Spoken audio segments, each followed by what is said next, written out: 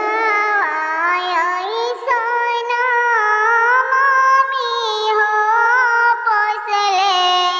रहलु मछलिया जैसे पापा बेची दिहनी मछलिया जैसे चाचा बेची दिहनी काठ के करजवा पापा रउर रहे दियवा काहे तेजी हो दिहनी दियवा काहे बेची हो दिहनी जब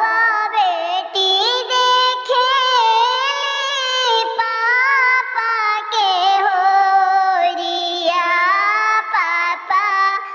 मुहावा फेरी होली हनी पापा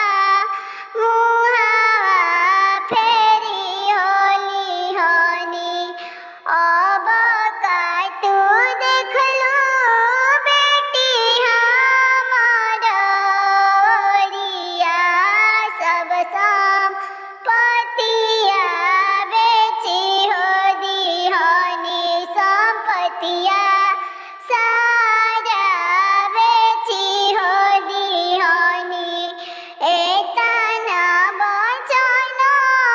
सुने दुलारी हो दिया झर